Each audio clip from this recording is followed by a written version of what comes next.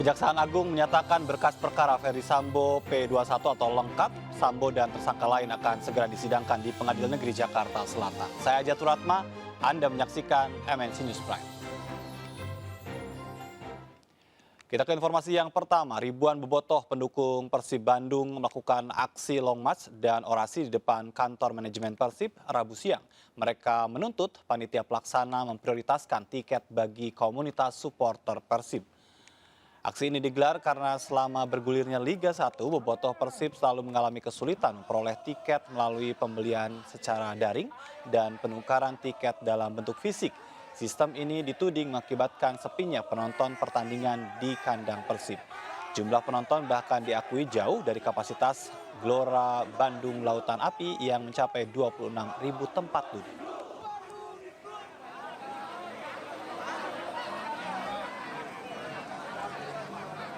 Pemirsa, Panglima TNI Jenderal Andika Perkasa mendadak merevisi aturan dalam penerimaan calon taruna-taruni tahun 2022. Sejumlah syarat diubah, diantaranya batas tinggi badan.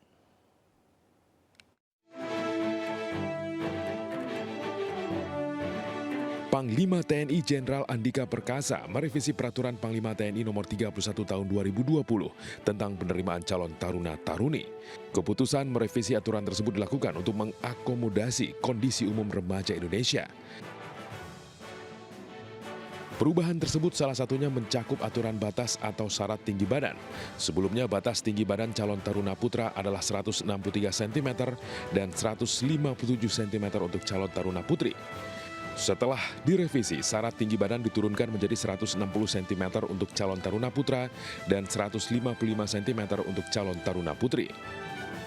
Perubahan yang sebetulnya lebih mengakomodasi, sebagai contoh, tinggi badan untuk peraturan Panglima yang terakhir, yang menjadi dasar kita semua saat ini adalah 163 cm untuk pria. Untuk wanita 157, betul ya? Betul. Itu sudah saya turunkan. Jadi saya sudah membuat revisi sedemikian rupa sehingga lebih mengakomodasi kondisi umum remaja Indonesia. Selain soal tinggi, ada perubahan syarat minimal usia pendaftaran. Aturan sebelumnya minimal usia adalah 18 tahun terhitung mulai dibukanya pendidikan. Panglima TNI kemudian merevisi menjadi minimal 17 tahun 9 bulan. Kebijakan perubahan peraturan tersebut menuai sorotan, terutama terkait tinggi badan. Beberapa pengamat mengatakan pengaturan tinggi badan harus berdasarkan pada pertimbangan pembatasan operasional. Kendati demikian, kebijakan Panglima TNI dibuat untuk lebih banyak menyaring pemuda-pemudi Indonesia.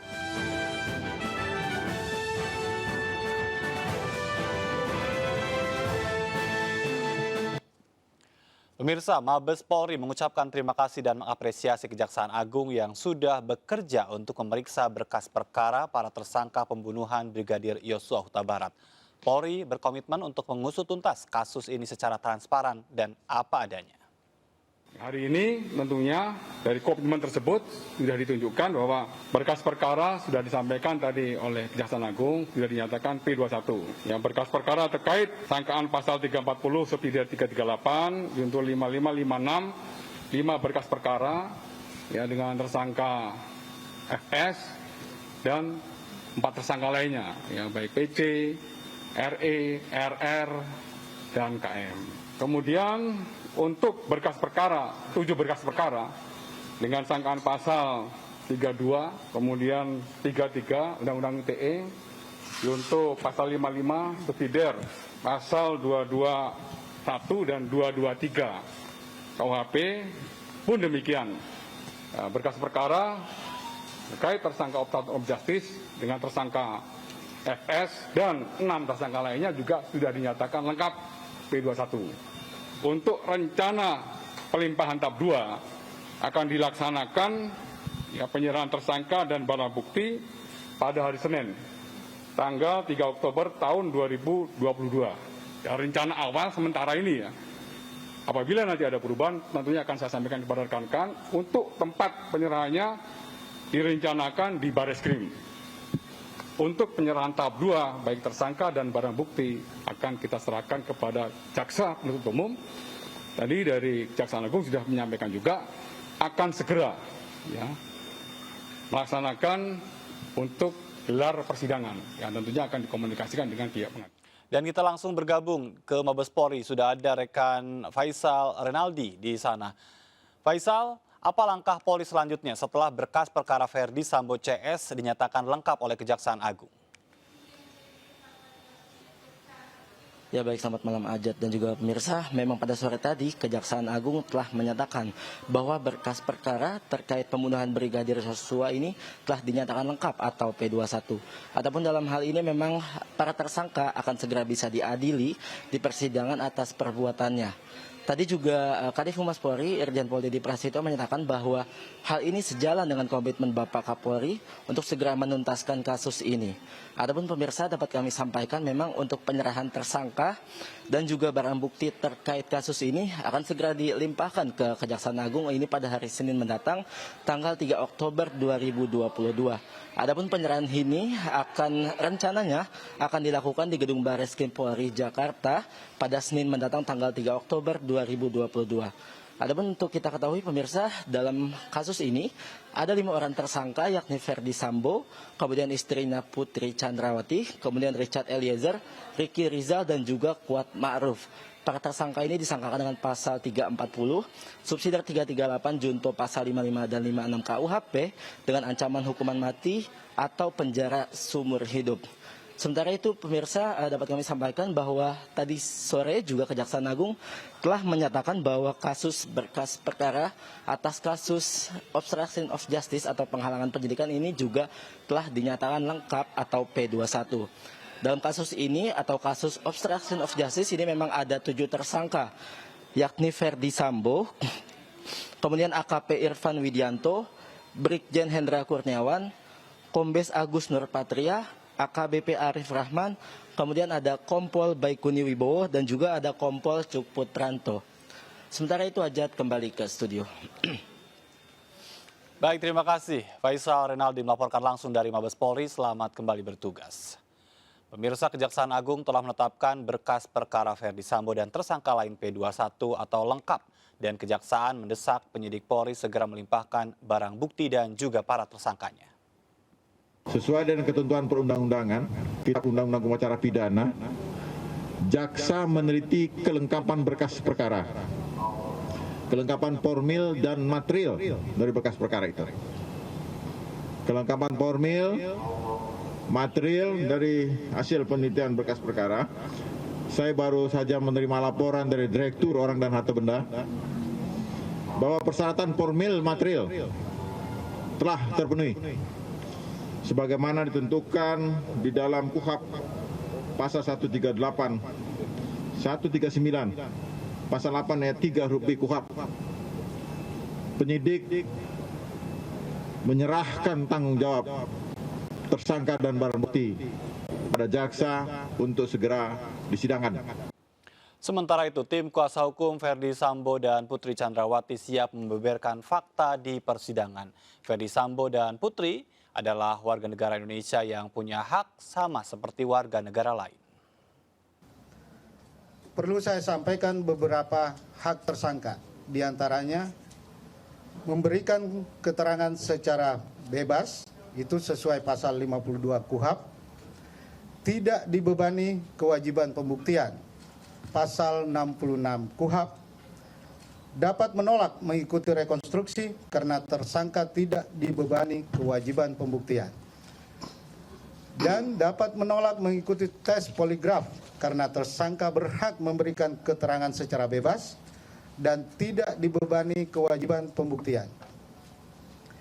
Kami juga menyadari saat ini terdapat ketidakpercayaan yang sangat luas, terutama setelah terdapat skenario yang terjadi di Duren 3. Sebagai manusia yang bisa salah, secara eksplisit Pak Verdi Sambo juga menyampaikan permohonan maaf pada masyarakat. Para anggota kepolisian yang lain yang juga harus ditarik dalam perkara ini. Penyampaian informasi yang kontinu dan benar itu menjadi salah satu bentuk keberhasilan dalam menjaga sebuah proses hukum agar bisa objektif dan adil. Dan dalam konteks itulah saya dan Rasa Mala Aritonang nanti mungkin akan menjelaskan juga dalam konteks aspek objektif itulah kami akhirnya menerima ajakan untuk masuk dalam tim kuasa hukum tersebut. Saya sampaikan beberapa hal, karena konferensi pers ini adalah pembuka bagi saya. Artinya kita akan banyak interaksi nantinya untuk menyampaikan perkembangan lebih lanjut pendampingan hukum dalam perkara ini. Maka mohon berkenan saya akan menyampaikan beberapa hal-hal pokok. Pemirsa, Polri kembali menggelar sidang komisi etik terhadap anggotanya yang diduga tidak profesional terkait dengan penanganan kasus kematian Brigadir Yosua Huta Barat. Mantan anak buah Verdi Sambo, Kombes Murbani Budi Pitono di Divisi Propam Polri, nasibnya ditentukan hari ini.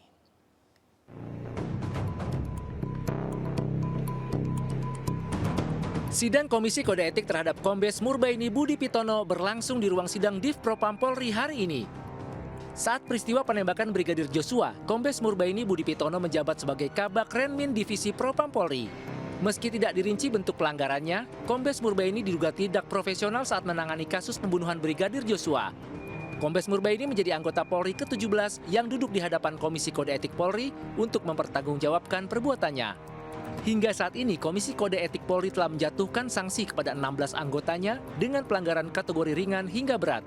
Yang terbaru, mantan Kasubdit Keamanan Negara Polda Metro Jaya AKBP Reindra Ramadansyah disangsi demosi atau penurunan jabatan selama 4 tahun. Sanksi lainnya adalah mutasi bersifat demosi selama 4 tahun semenjak dimutasikan ke Yanma Polri. Atas putusan tersebut, pelanggar menyatakan tidak banding. Selanjutnya Polri masih akan menggelar sidang untuk 18 terduga pelanggar etik lainnya. Di antaranya merupakan 3 tersangka tindak pidana obstruction of justice atau upaya menghalangi penyidikan kematian Joshua, yakni Brigjen Hendra Kurniawan, AKBP Arif Rahman Arifin, serta AKP Irfan Widianto. Dari Jakarta, Nadia Valery, iNews melaporkan. Kejaksaan Agung telah menetapkan berkas perkara Verdi Sambo dan tersangka lain P21. Kami akan hadirkan dialognya sesaat lagi, tetaplah di MNC News Prime.